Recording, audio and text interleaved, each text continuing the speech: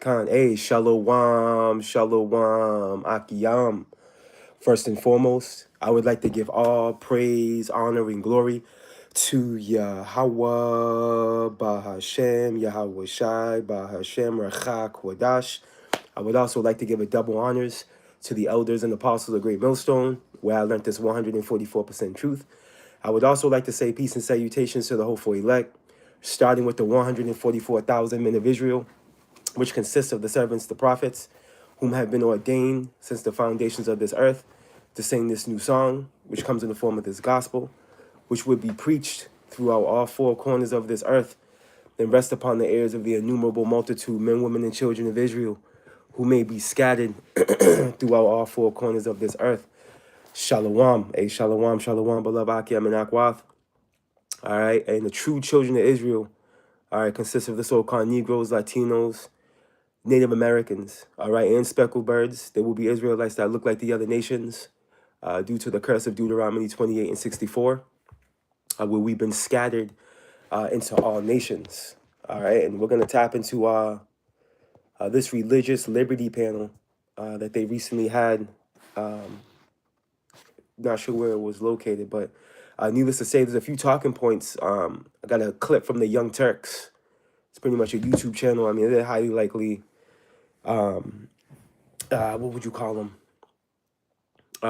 They're part of the beast. They're part of the deception. But needless to say, as we know, the Lord is utilizing these heathen, Esau, to pretty much, their own tongue is falling upon themselves. But needless to say, old girl makes a few talking points. She brings out some information, which is heavy.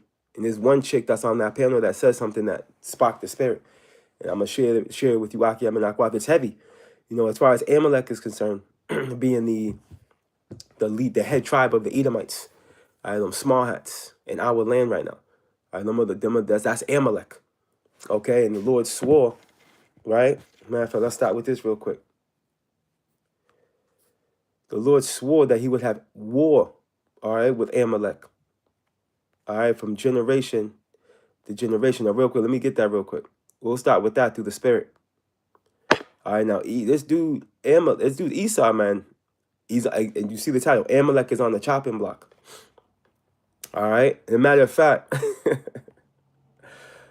real quick before we now let me get the precept first. Let's see, is that Exodus?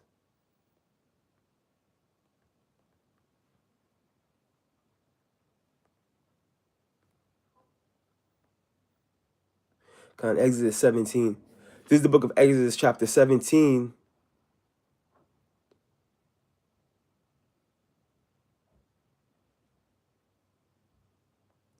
I'm going to start at verse 13. All right, and this is under the leadership of Joshua. We warred with Amalek, and we were able to discomfit them. But needless to say, check this out. Right, Exodus 17 and 13. And Joshua discomfited Amalek and his people with the edge of the sword. And the Lord Yahweh said unto Moses, write this for a memorial in a book, and rehearse it in the ears of Joshua, for I will utterly put out the remembrance of Amalek from under heaven. And this is another precept that highlights the reality of the fate, all right, of Esau, Edom, right, the self-proclaimed white man. All right, this is one of many scriptures that highlight the Lord mentioning how he's going to do away with the Edomites. You see? Check this out. And Moses built an altar and called the name of it, it says Jehovah Nissi, which we know Jehovah is not the name of the Most High. It's Yahweh. And it's, when you get this, let me go get this real quick in a blue letter. Now, what it means is Yahweh is my banner.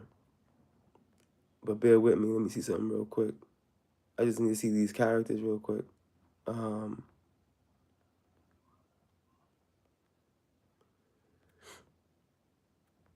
because they're not saying that right.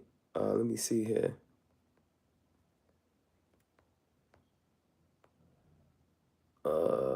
Nasaya. So it's Yahweh Nasaya is the proper way to say that. All right, Yahweh Nasaya, right, which means Yahweh is my banner. All right, and this is the name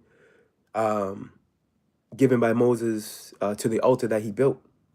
All right, again in commemoration of discomfort and these small hats, bro. All right, now real quick, going back, right? Let's keep reading down, right? Exodus 17 and 16, it reads, "For he said, because the Lord Yahweh has sworn that the Lord Yahweh will have war with Amalek from generation to generation." So he had Moses build an altar, right? So the altar, a matter of fact, I'm sorry, verse 14 says, "Write this for a memorial in a book." So the Lord's, it says it's for a memorial, man. So the Lord we brought back to remember. The Lord didn't forget who Amalek is. All right, this is why they're on the Scopeo now. All right, and the Lord swore that he would have war with them from generation to generation, bro. What makes this generation any different? Okay, the Lord's making war with this generation of small hats, bro. All these Edomites, you see, and again, this is why they're greatly despised right now on the world stage. This is why they're completely divided right now on the world stage. And this is what you're gonna witness on this panel. All right, Edomite coming up against Edomite, and wait until you hear the words that were exchanged. All right, showing you that these small hats are pretty much, they've been thrusted out there and realized to be frauds. All right, now real quick, when you get this meaning,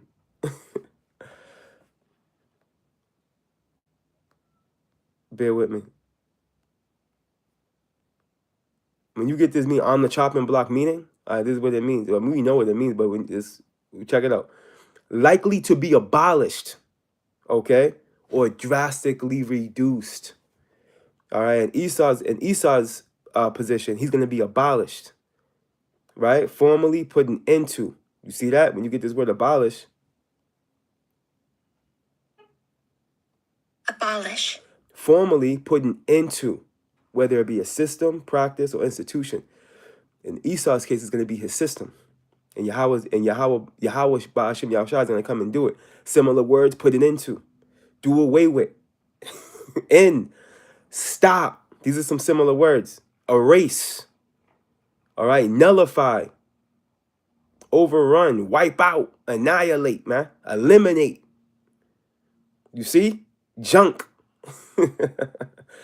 This is the fate of the Edomites. And what we're witnessing is a culmination of events take place. One primarily them being found out. Major part of prophecy. Them being found out. Right? Which is going to lead to their demise. Now, real quick. Going to be abolished. Bear with me. Right? Just trying to go through this video.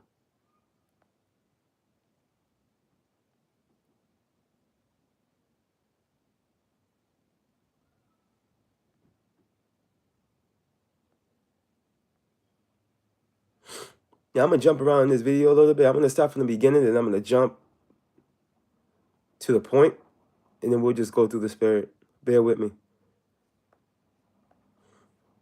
Now, this is fair use, fair use. I'm not making any monetary gain off of this video. This is for educational purposes only and for the sake of prophecy. And real quick, before I grab this video, you're going to notice Semitic being thrown around, Sem. No, in reality, it's Shem.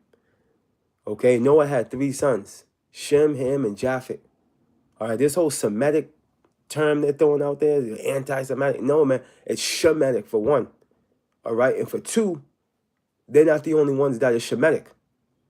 All right, when you go to the book of Genesis, I want to say it's the 10th chapter. They're not the only ones that are Shemitic.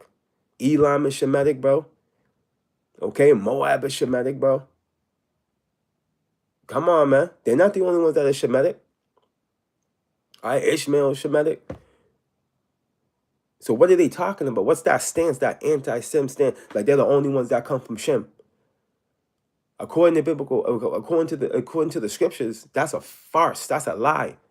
And guess what? It's heavy because, again, one of these individuals on this panel are gonna pull their ticket. All right, talking to the scriptures and talking to the reality of prophecy and the lack of correlation with this Israeli state.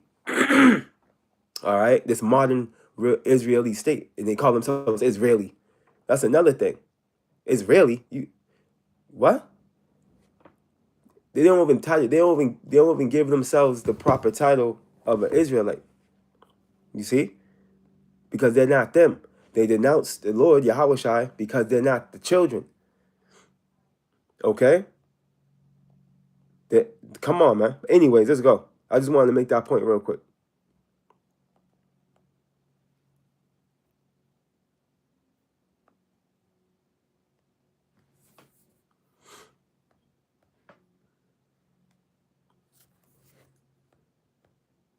Bear with me here. Here we go. Spare me the BS about how, oh, you have to support Israel or else you're an anti-Semite. No, I disagree. I do not comply. I do not support Israel. As you know, I'm a Catholic, and Catholics do not embrace Zionism, just so you know. So are all Catholics anti-Semites, according to you? As I said, anti-Zionism, by denying the right of the Jews to have their own state while not saying the same for any other peoples, that is a double standard, hypocrisy, and anti-Semitism. So just to be clear, are Catholics anti-Semites? Carrie, excuse me. I'm going to interrupt. I mean, I think you should let her ask the question, and I think the question should be answered. But, you know, it's kind of difficult to sell the American people on the notion that your lack of support for a political ideology makes you anti-Semitic. Because Zionism is a political ideology. Being Jewish, Judaism, that is a religion.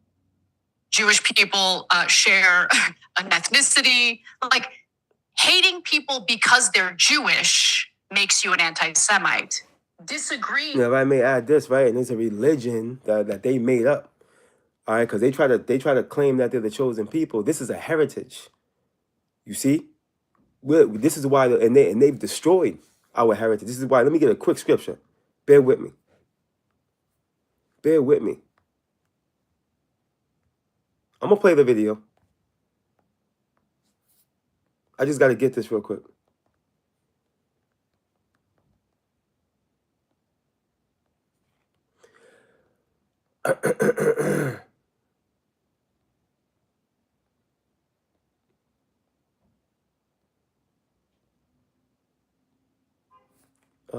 Bear with me. This is the book of Jeremiah, chapter 50, and verse 10, and it reads this: and Chaldea shall be a spoil, bro. And Chaldea goes hand in hand with Babylon. All right, Chaldea goes hand in hand with Babylon, bro. And we know Jeremiah 50 is talking to America as far as the Babylon that's being highlighted. Okay, look it. And Chaldea shall be a spoil. All that spoil her shall be satisfied, saith the Lord. Check this out. Because ye were glad, because ye rejoice, O ye destroyers of mine heritage. Because you've grown fat as the heifer, as grass, and bellow as bulls, bro. All right, so these Edomites, they have destroyed, right? They have destroyed the Lord's heritage in the form of what? Taking on the responsibility of being the chosen people, lying. All right, they're standing on they're supposedly standing on the scriptures, but they do everything contrary to that. All right, they're just completely adverse to righteousness, and they've displayed it. All right, they've been at war the whole time since they've been in the Holy Land. Like they fit prophecy in the form of being the imposters. You see, that's the only part of prophecy they fit. You know, regarding the Bible. Now, real quick, I want to get this real quick. What is, you hear the Zionism? Because we know Zion, right, goes back to Zayuan, right, which is a memorial or parch place. It's another name for Jerusalem, monument, right? Now check this out real quick.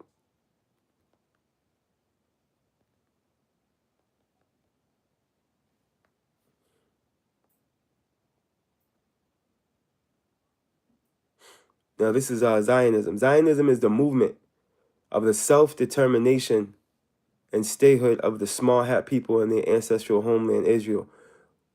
Self-determination, it should be through the spirit and power of Yahweh B'Shem Yahushai, right? As far as them being established in that land. King David should also be there.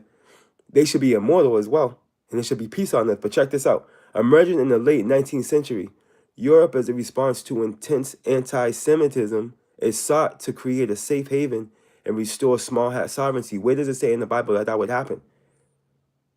Where does it say in the Bible that there will be a nation to emerge and defend the Israelites and establish them in their land? Another nation. Where does it say that in the scriptures?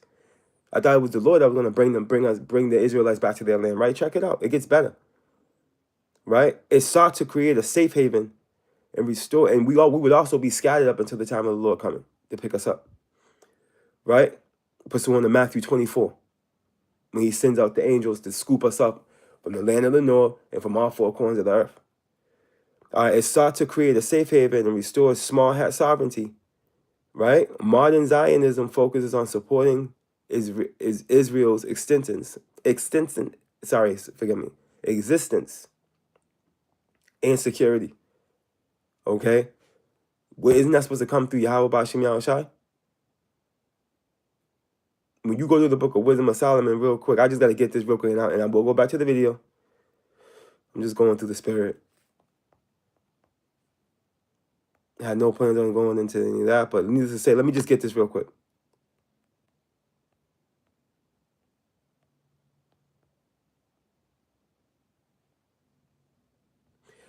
This is the book of Wisdom of Solomon, chapter 5 and verse 15. It reads this: but the righteous live forevermore.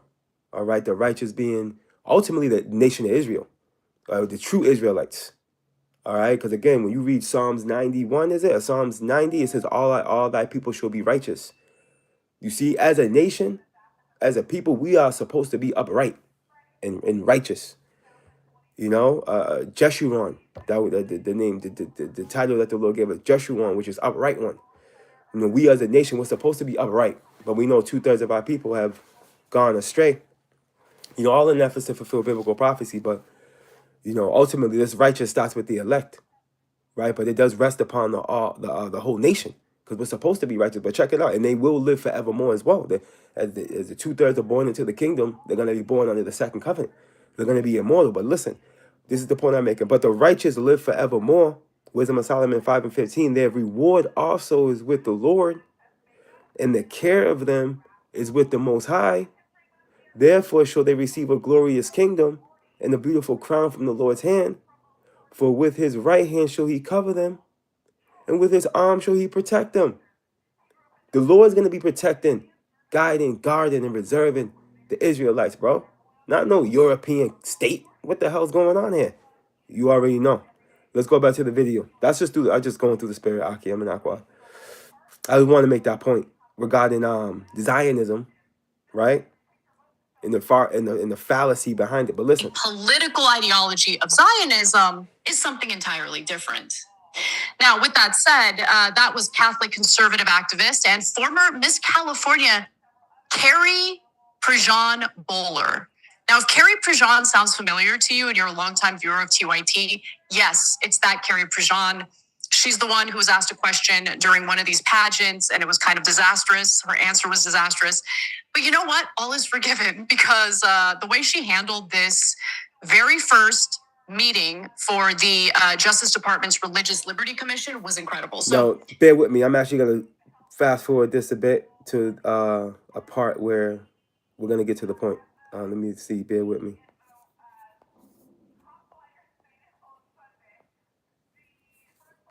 Empire, known as the Greater Israel Project. I believe that Israel has dragged the American people into wars that we should not fight on its behalf. Woo! And that's another thing.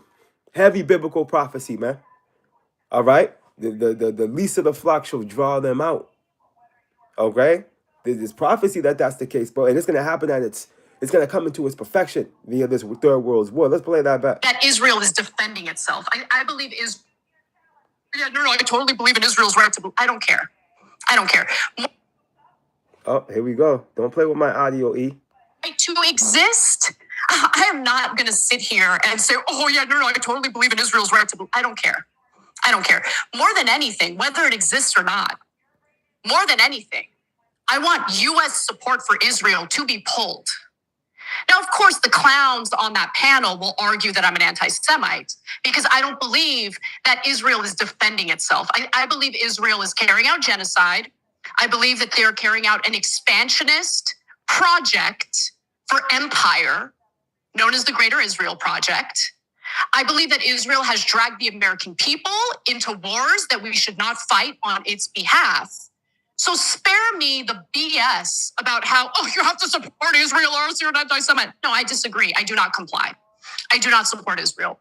And by the way, let me... You see that? And she ain't the only Edomite that feels like that. If she is an Edomite, from face value, she looks like one. She may not be one. She may be a speckled bird, possibly. But needless to say, granted, these Edomites, all right, have a stance where they're looking at these small hats. And they know from the bankers down that they hijacked them of the blessing. Or the birthright, rather. Well, the blessing, excuse me. You see, their blessing. You know, because there's a place, believe it or not, there's a place in Israel. I forgot the name of it. I forgot the name of the province or what have you.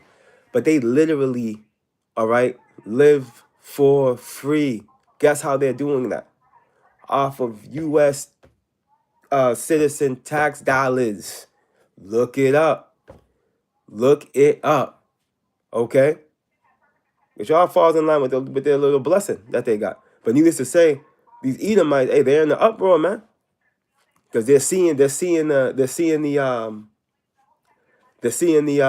situation that's being produced by these small hats, bro. They've come to the conclusion that, look, they're a problem. We do more for them than we do for ourselves.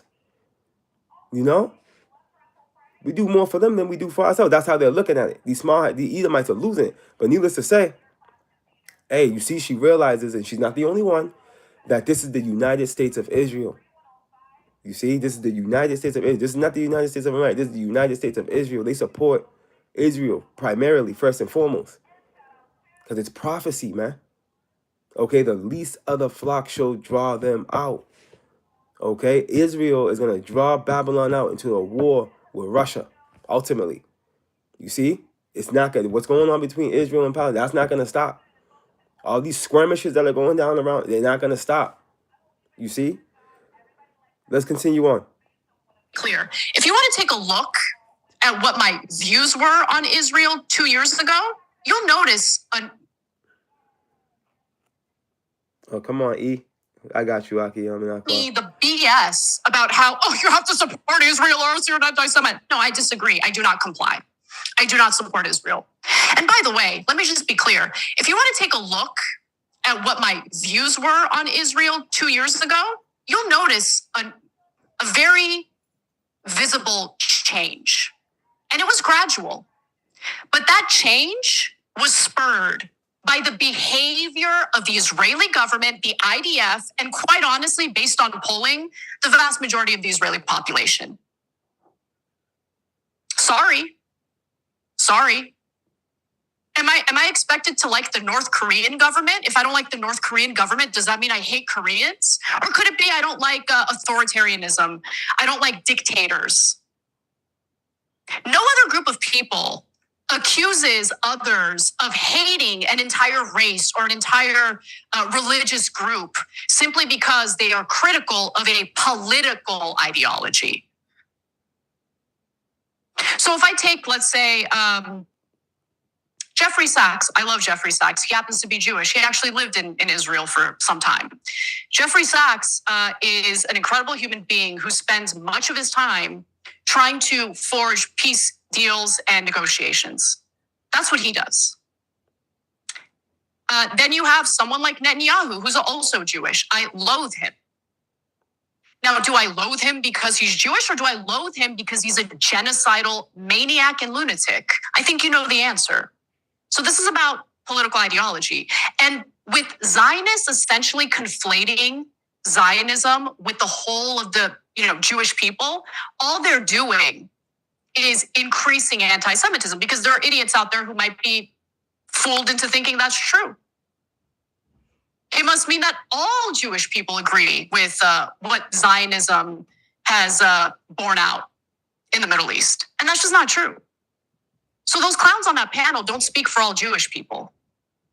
There's a lot of diversity among the Jewish population, especially when it comes to the topic of Zionism.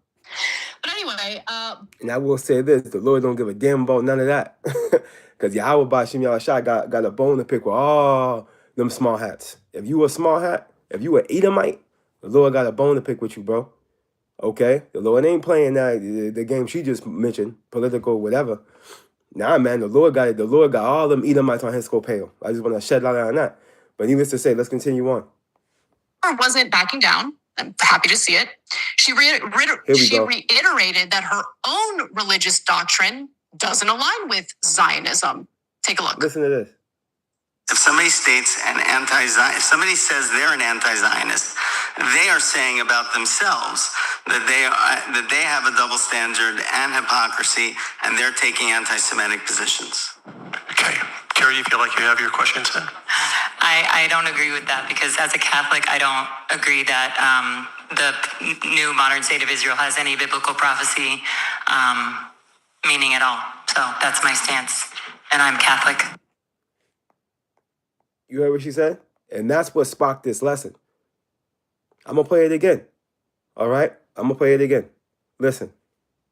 See, and they're taking anti-Semitic positions. Okay. Carrie, you feel like you have your questions in?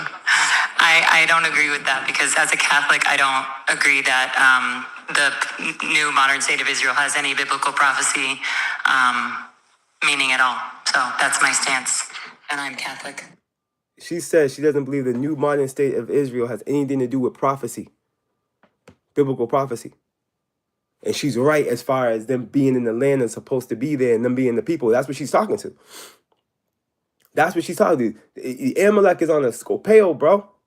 They've been found out. Okay, from the 1948 Balfour Declaration to the reality of them not fitting none of the curses. Okay, them getting there by Boeing 747 versus ship. Them end up you know what I mean? Like they ain't going to captivity via ship. You know what I mean? Over there, what supposedly went down in Germany. You know what I mean? You already know Aki Amenakwas what I'm talking to. They were moving by train. What's going on here? Okay? You see, the world figured them out. They're figured out. Okay? And they're on the chopping block. See? This is all part of the revelation of Edom. You see? They don't fit any prophecy we got. This is the prophecy they fit. Let me go get this real quick.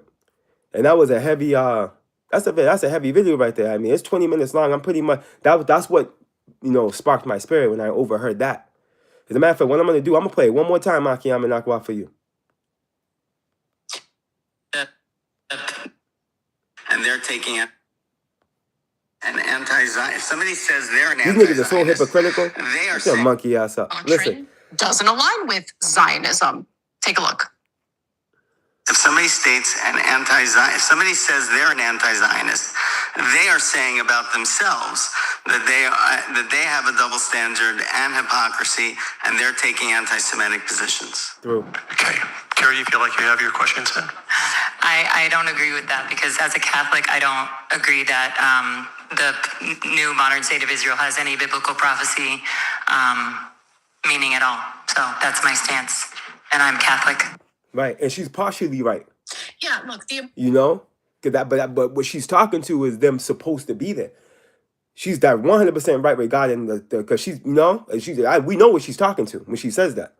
But the part of prophecy they do fit. Let me get this real quick.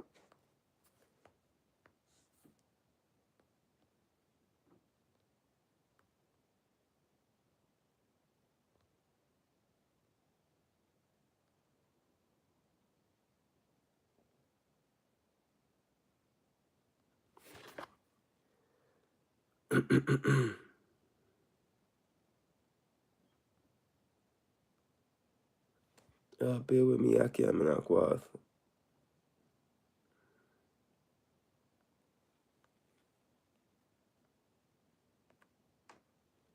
I want to get this right here.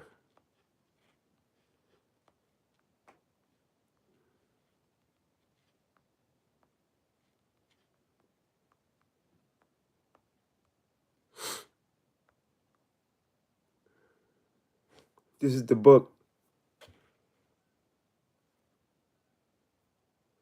of Ezekiel chapter 36 and verse 5, and it reads this. Therefore, thus saith the Lord Yahweh, surely in the fire of my jealousy have I spoken against the residue of the heathen. Listen to this. And against all Idumea. Okay, Idumea being the Greek and Latin way to say Edom. Esau is Edom. He's talking to the so-called white man. Esau is Edom. Esau, the so-called white man, is Esau. For those of you out there that don't know that are just tuning in, just learning, the so-called white man, his biblical identity is the Edomites. Okay? Go read Genesis 36. You will tap into his whole genealogy, man. Okay? You will tap into his whole genealogy, man. Esau is Edom. You see? Bear with me real quick.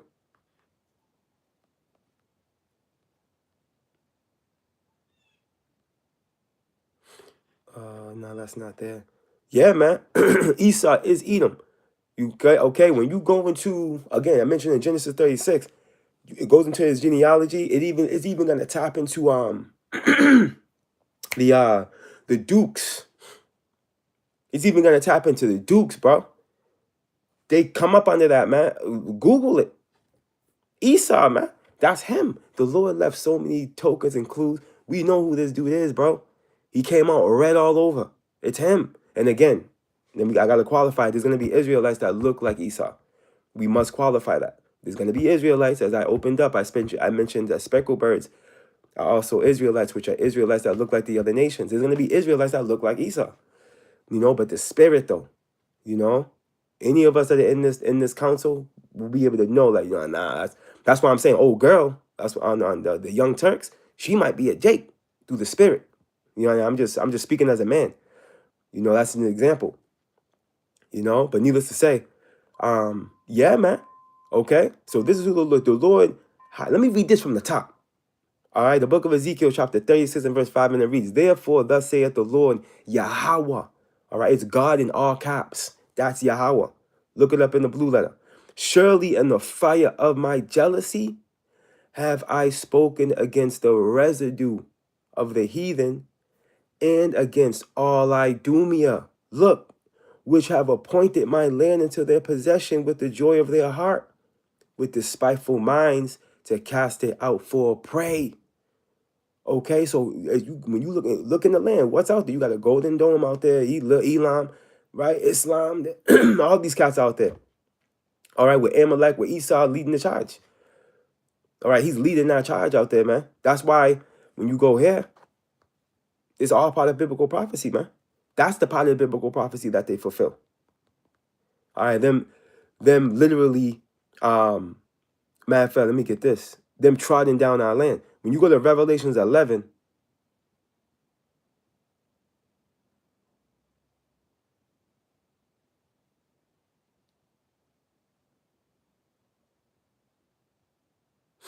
bear with me.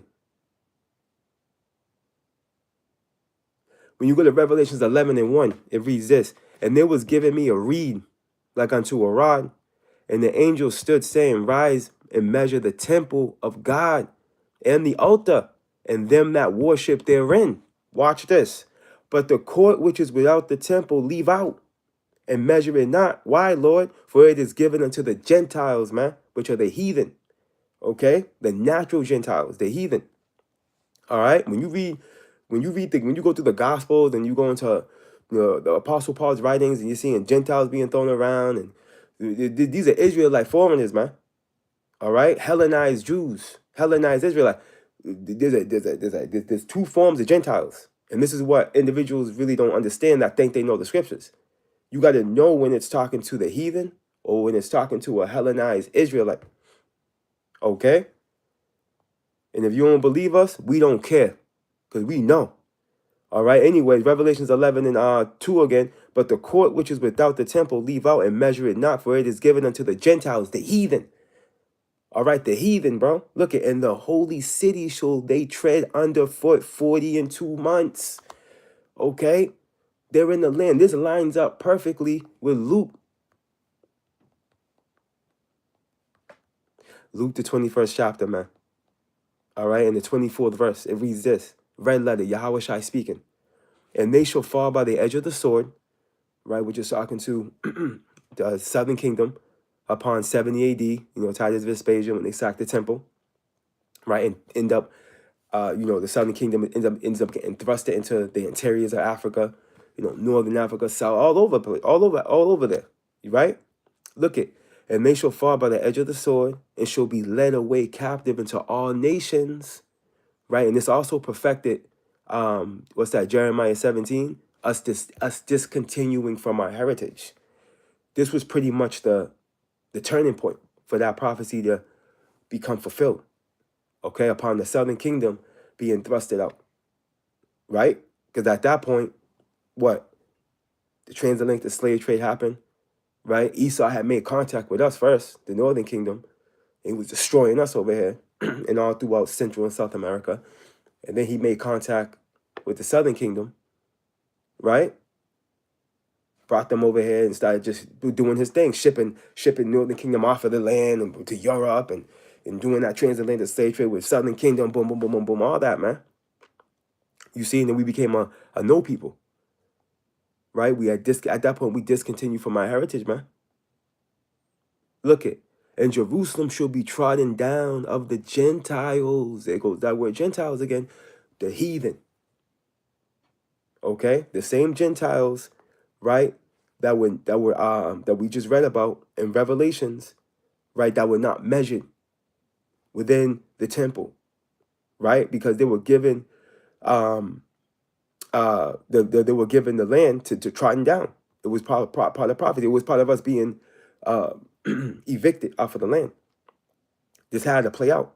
Look it, and Jerusalem shall be trodden down of the Gentiles until the times of the Gentiles be fulfilled. All right, and this is the thing. The Lord gave Esau a little season. When you read Revelations 20, when he came out the pit and during the Renaissance, right after that Byzantine Empire and that thousand year period, right? They called it the Dark Ages. They called it the medieval times. A few different names they call it, right? When Esau was pretty much down on his luck. All right, it was a black cloud over him. There was a sail on him, as it tells us in Revelations 20. All right, but after that, him getting out of there, him being able to come up out the pit, right, and pretty much fulfilled, not pretty much, but upon him coming out of the pit via the Renaissance period, that fulfilled the blessing that Isaac gave him in the 27th chapter, where he would have the dew of heaven and the fatness of the earth and live by the sword.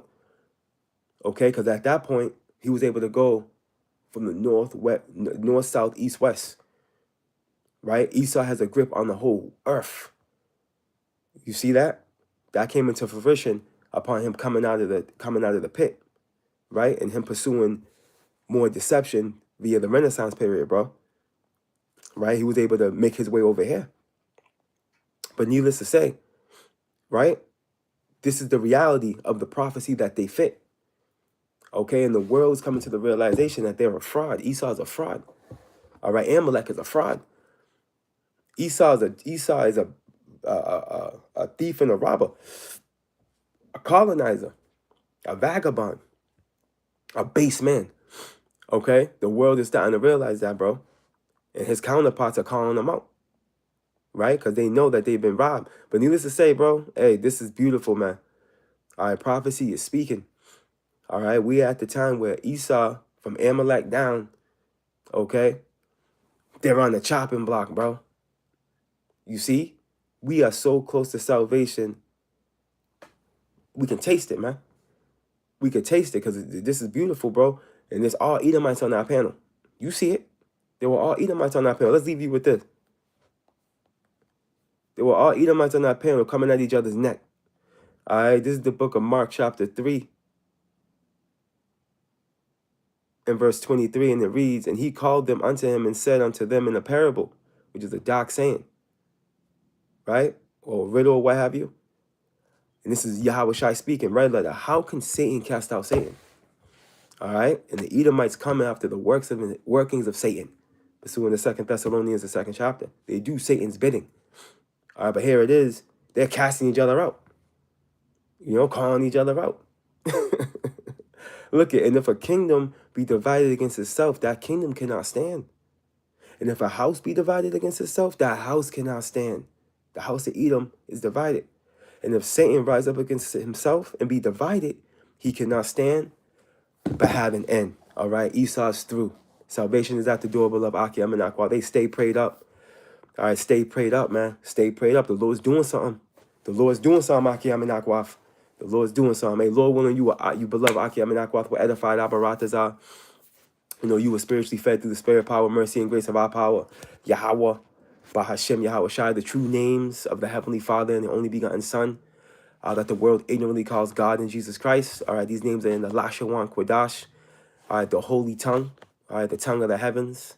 Yahweh means he is, he exists, he's omnipotent. All right, Bahashem means in the name. Yahweh Shai means Yah means he. Yahweh Shai means deliverer, savior. He's coming back to deliver his people, starting with the elect, all right, of the nation of Israel, which consists of so-called Negroes, Latinos, and Native Americans and specklebirds, man, which are Israelites that look like the other nations due to the scattering, all right, and the curse of Deuteronomy 28 and 64, all right, but their bloodline goes back to Abraham, Isaac, and Jacob, bro, all right, none of Yahweh Ba'ashem Yahweh Shai sheep will be lost, all right, starting with the elect. We going home soon, beloved Akim and Akwa. Hey, stay locked in.